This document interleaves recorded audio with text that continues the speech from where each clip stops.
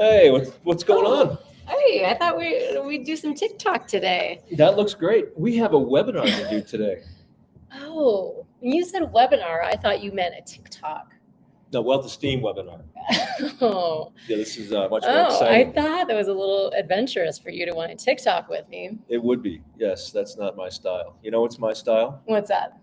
Talking about things like dealer exposure, put call ratios, taking a look at what's going on at the London Exchange, South Africa, Australia, big commodity market. You want to take a look at copper, iron ore. That's a big focus these days. Metals in general. I mean, I am dead set focused on metals, see what they're up to. I think I want to go back to trying to figure out the TikTok algorithm. That seems more fun.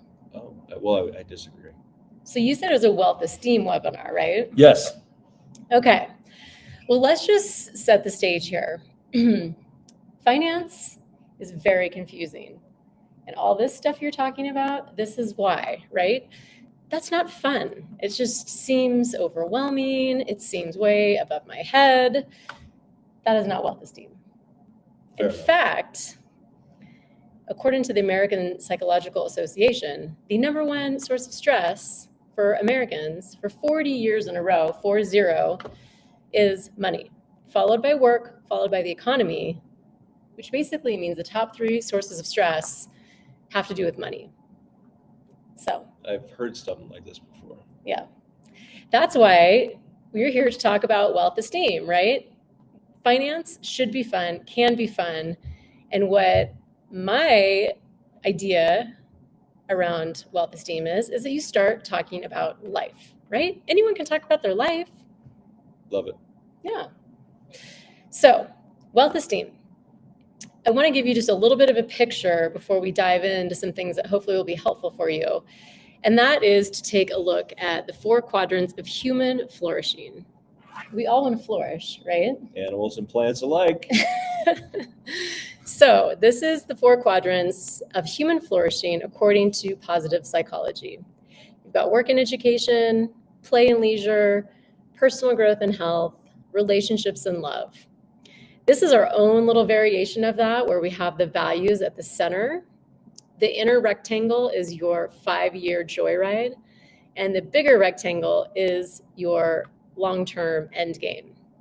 So the idea behind knowing all this, or really doing the work to figure this out, is so that you know where you're going, right? It's a lot more fun to save and invest if you actually know what it's going towards. Like, you wouldn't want to get in a car and turn it on and start driving without actually knowing where you're going. No. And do we have something to help the folks figure out where they might be headed here? Well, I thought you'd never ask. I think the very first thing that is probably the most important thing of Wealth Esteem and of this whole exercise is to start to think about your values. And lucky for you, I brought one of my favorite exercises. We do this with our clients, and it's just a really good way to peel back the layers and to start to dive into your values. Let me get you that slide right here. I do like this. This is the positive experience exercise. So just think of a positive experience. It could be anything in any area of life, whatever comes to your mind first. Jot down a little note. When we get off this webinar and you have some time to really ground yourself, put yourself in a place where you can truly think with full clarity, go ahead and continue with this exercise. So you're going to write down just a couple sentences about that experience. You're going to label that experience in the center. I have a fancy little star shape there. You can do it in whatever shape you'd like. And then surround that experience with values. So I have an example here. You remember last summer we went camping with the kids? Uintas. It was Awesome beautiful. time. Yeah. We hiked, we biked, we cooked. It was awesome. So I wrote camping trip and all the values that I found it really pulled for me. So you're going to want to repeat this exercise, which is why I recommend doing this once we get off this webinar. You want to pull as many positive experiences as come to mind and try to pull experiences from all different parts of your life. So pull some from work, from play, from family, and do this exercise over and over again until you feel like you've really identified some of your core values. Now, It's also good to do it the other way around. So think of some negative experiences. Mm, And rather than trying to pull values out of those, think of what values have been challenged by that negative experience. mm. You might start to see some synergies between the positive experience and the values that were challenged in the negative experiences. Now, if you need help thinking of values, I have this wonderful little list that might require a magnifying glass to read. Yes, this guy's not reading it. This is an extensive list, but not an exhaustive list. These are your values. Your values can be absolutely whatever you want them to be. So here's some cues to just trigger any sort of thoughts or help you really hone in. But hopefully the process of going through your positive experiences, your negative experiences, you can really pull out. I like to sort of focus on 5 or 6 values. If you really know you have a solid 3, go with that. If you need 10, there are no rules Wow. Yeah, in this exercise. it's great. Love it. So then we're going to go back to our handy dandy little 4 quadrants of human flourishing, which I love. And it's even more fun to say it over and over again. Yep. Flourishing. You're going to put your values in the green dot in the middle. Now, this is the fun part. And this also is good to do when you have some time. You don't have to rush through it, and you can really think about your life vision. This is exciting stuff, right? You're thinking about your life vision. So you're going to write in those 4 quadrants your plan for 5 years. That's in the gray rectangle. You can itemize it out 1 through 5. You can write it just as general broad strokes, however you want to do it. The outer rectangle, those are your long-term plans. So things like, I want to retire at this age. I want to save for my kids going to college if you have young kids. I want to buy an RV and travel the world, whatever those things may be. At least the United States. So fill this out. Again, have fun with it. Use color, cut out clippings from magazines, draw some sketches. You can even blow it up on a big poster board. There's actually good research out there that says that actually the act of doing this and then the act of regularly looking at it makes it more likely to actually happen. Very powerful. This is true. Yes. So that is kind of my entry instructions on starting the Wealth Esteem journey, thinking about life. What do you think? I like it. I think it's awesome. Good. You know, I fancy myself as a bit of a adventurist. Yeah. Yeah. Like taste for the exciting. Oh, okay. Does that mean you want to talk about money? I think we should shift over to money. Okay, let's do money. You probably signed up for this webinar based on the word wealth, right? Most people attribute wealth to money. We think of wealth as a much bigger picture than just money. That being said, money makes the world go around. We all know that. We can't ignore it. We cannot bury our head in the sand. We're going to talk about money. And I think a good place to start is to really try to understand your core beliefs about money. How are you going to do that? I have an answer. Okay. So we at Grinnell Capital enjoy this assessment that was created by a behavioral psychologist, Dr. Dan Crosby. He created what's called the B520. It's a 20-question assessment. We use it with our clients. For the sake of today's webinar, I've given you a 1-pager Cliff Note version. You can sort of self-identify. These are 5 categories that they found. They looked at tons and tons of research about, with people in behavioral finance. And these are the 5 categories that cause the most tension within individuals, but also as couples. And so you can take a look at this. Communication, how comfortable are you communicating money to others or with your partner? Are you very direct, or are you more passive and indirect? Worry, how worried are you about money? Is it always on your mind all the time? You would be high on the scale. Don't worry at all. Life's gonna, money comes and goes. It's all gonna work out. That's low.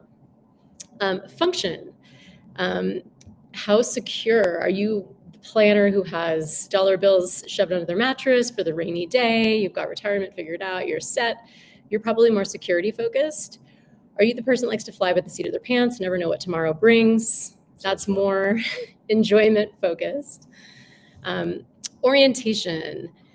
Do you tend to think, I worked really hard, I earned all this money, it's my money?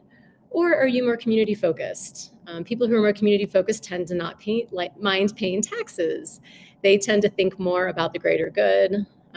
So think about that. And then lastly, how important is money in your life? Do you equate money with success? Or are you a little less worried? You feel more focused on purpose, relationships, experiences, that type of thing. So see where you fall on the scale. You can just make a little note or just think to yourself. You may also want to think about where your partner may fall on this. And there's no right or wrong, right? Absolutely everything is fair game. It just is an awareness exercise. Where might you be similar? Where might you be different? What sources of tension could be caused by your differences? And where might there be areas where you can really empathize and create understanding and common ground with your partner? It's real kumbaya. Maybe. Kumbaya, that's not a bad idea. Yeah. All right. So once you've gone through this, it's kind of a soul searching exercise, a little bit of an awareness exercise. We'll get back to one of my favorite things. I love talking about values, right? Let's take a look at how your values align with your spending. So I have a quick little Excel spreadsheet up here. You can use any software programs like a QuickBooks.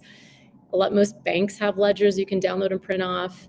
But go through your expenses, and not just your checking account, your credit cards, everything, everywhere you spend money, and start to go line by line and identify which values are associated with that expense. Now, you may have expenses that are completely out of your values, and they may be one-offs, and that's totally fine and totally normal and to be expected. But if you start to see a pattern of expenses that don't fit into your value system and may not be necessary, that's an area where you might want to start to think about fueling your savings, right? This whole idea of the 4 quadrants, the joyride, the end game, we got to find some savings to feed that, right? So this is just an exercise aligning your values with your spending. Where can you find some gaps and start to create what I like to call wealthy habits, right? What do you think? What do you think about all this? I love it. Wealthy habits. Would you like to talk about savings? Let's do that. So this is a slide that I like very much. This is something I've talked about with clients for quite a long time. The idea is pretty simple, that once you populate all your work-related retirement accounts, your 401k, your 403b, if you then go and save 20% on top of that, you're probably going to do okay in life.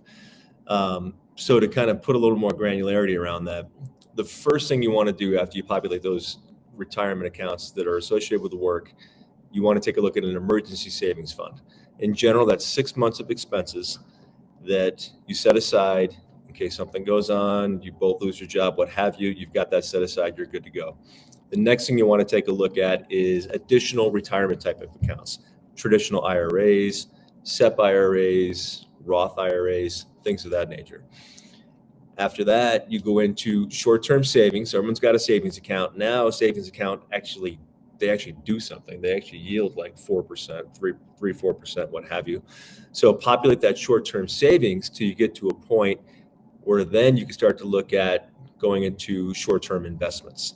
So get out of the savings account into an investment type of an account at a brokerage or what have you. That is a nice recipe for getting going in investing. I like it. Yeah. So one thing, just another idea on savings, we talked about aligning your values with spending. Another, I call this a savings bolt. But if you have an expense that just, for whatever reason, disappears, a beautiful little bonus check, right? Like your baby's out of diapers. We all know how expensive that is, especially when you're buying like the earth-friendly, whatever. Your car is paid off. You have a kid that goes off to college, although that could end up being more expensive. I'm not sure. But regardless, you get my gist. There's a regular expense that all of a sudden is no longer part of your ledger.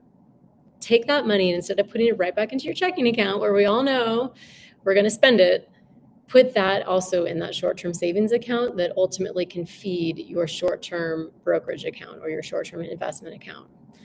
So anyway, I call that a savings bolt. Oh, Back to my there you go. Yeah. So that makes me think of what I was thinking before. Now I'm thinking of it again, is that sense of risk. Yes. So each person has their own sense of risk tolerance. When you think about investing, you think about stocks and bonds. Stocks are a little bit on the more risky side, more return. Bonds are much potentially safer, less volatility, but less return, right? So to figure out where you fall in that whole category of things and what that blend of stocks and bonds might want to look like, first thing you need to do is take a little risk analysis.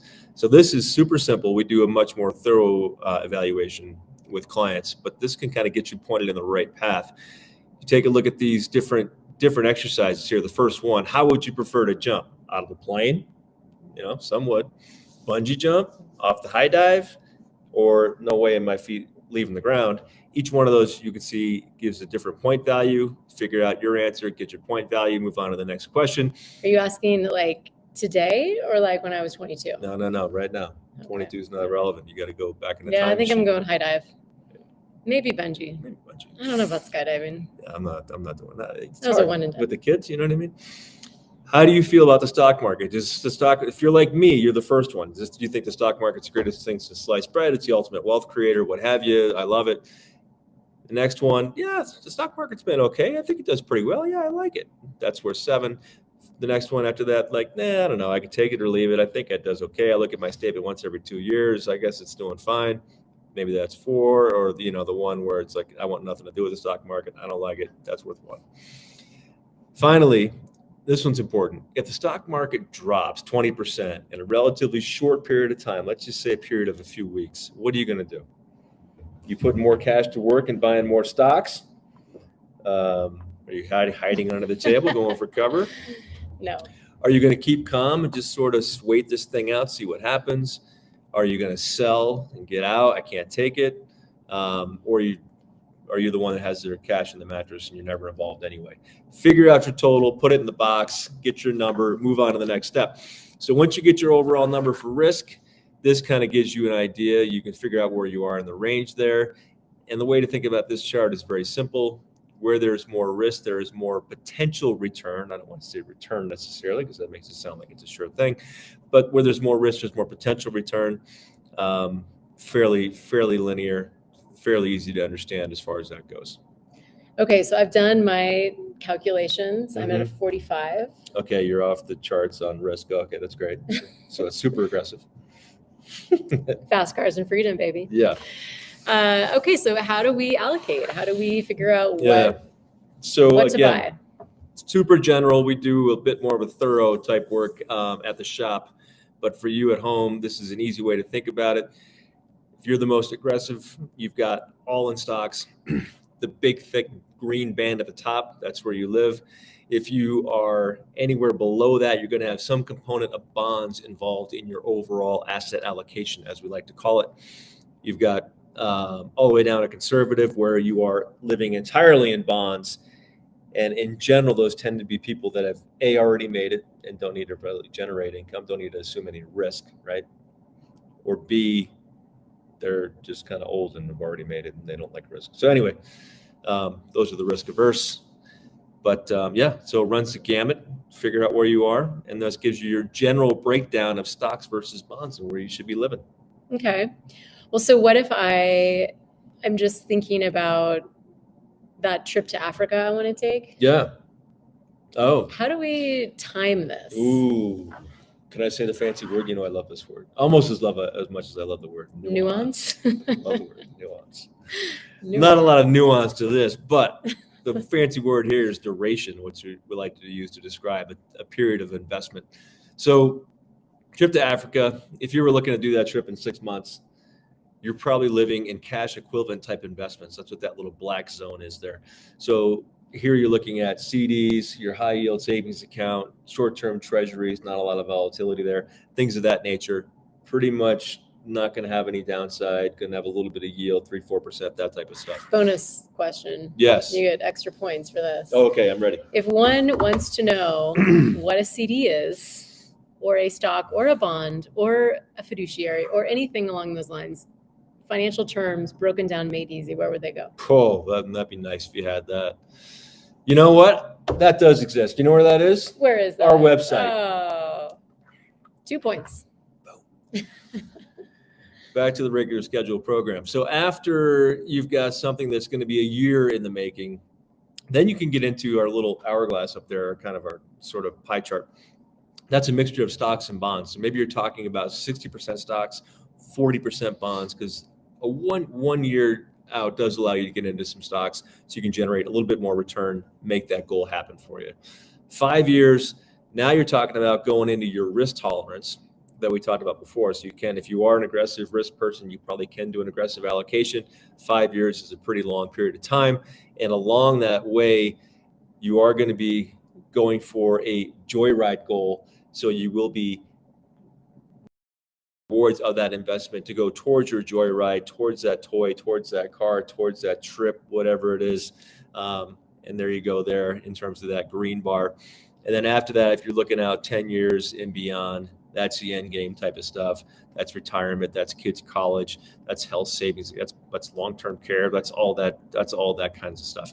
And that's, again, would be in line with your risk tolerance.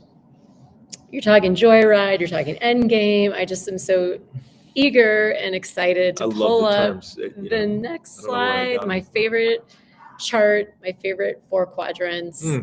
Look at it. The 4 quadrants of human flourishing broken into investment accounts. This is supposed to make this somewhat digestible, somewhat easy. You can see here, you spent all this time and effort uncovering your values. You created this beautiful life vision. You know exactly where you're going when you get in the car. And now you can see what accounts will support that. Oh, also you figured out how to save for it, right? And now you're figuring out what accounts go towards those various life vision plans. So take a look at that. And I think it's time for just a little quick recap. Yeah. Recap. Here's your Wealth Esteem in a nutshell. Of course, as we've mentioned a few times, we do a much more thorough version of this when we're working with our clients. If you would like to schedule a free consultation, there's a QR code there. Click on that. Technology. Step 1, uncover your core values. That is the heart of all of this. You've got to know who you are and what you want. Then you create your life vision using that beautiful 4 quadrant of human flourishing. We all want to flourish, right? Understand your financial... Nothing. I say plants and animals, but I love that joke. That's 2 for this webinar. Dad jokes. Hashtag dad jokes. All right. Understanding your financial beliefs, your behaviors, aligning your values to your spending, seeing where you might be able to pull off some of that money towards saving. Feed that savings account so that you have short-term investments. You've done that by creating your wealthy habits. And then lastly, you've got your purposeful investment strategy that supports your joyride, your end game, all the things, right? Love it. Love it. Here is where you can find us. A few more little tidbits. We have a wealth of knowledge we talked about on our website that's got a bunch of videos. We'll be adding more and more to that. Grinnell Capital, that is our registered investment advisory firm. We offer full service financial planning as well as wealth management. Contact us anytime, all hours of the day. Yeah. If it's after 8:30 p.m., make sure you email him. I'll be asleep. Instagram, LinkedIn. What else? What am I forgetting? Nothing. Enjoy the journey. Joyride. The joyride. And it wouldn't be a financial presentation without disclosures. Do you want to bring us out with a TikTok dance? I think we'll spare the people that one. At least give me a little like, oh yeah, you saw it here first, people. He's a TikToker. Yes.